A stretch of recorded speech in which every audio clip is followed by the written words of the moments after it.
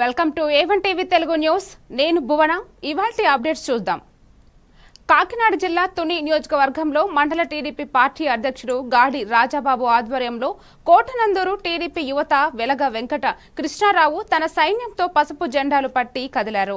తుని నియోజకవర్గంలో చేపట్టిన తొలి వసంత వేడుకకు అధిక సంఖ్యలో నాయకులు, కార్యకర్తలు, తుని తొండంగి, కోటనందూరు, తుని టౌన్ నాయకులు జై సంద్రంగా కదిలారు. ఈ కార్యక్రమంలో పోలిట్ బ్యూరో సభ్యులు యనమల రామకృష్ణుడు మాట్లాడుతూ రాష్ట్రాన్ని జగన్ అధోపతి పాలు చేశారని, విద్య, వ్యవసాయం, పారిశ్రామికరణ, అభివృద్ధి కార్యక్రమాలను విస్మరించారని, ప్రభుత్వం ఏర్పడిన ఈ ఏడాది కాలంలో 260 కోట్ల నిధులు అభివృద్ధికి వాడామని తెలిపారు.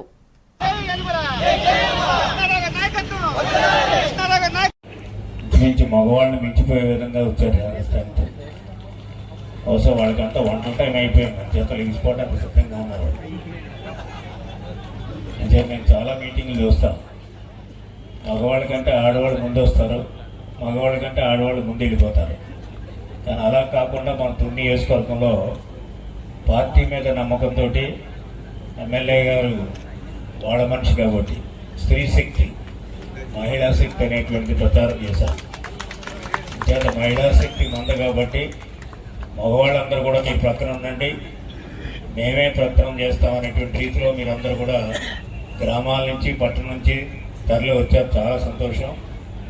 అదేవిధంగా మీకు మరింత ఊపి ఇవ్వాలనేటువంటి ఉద్దేశంతో పట్టణానికి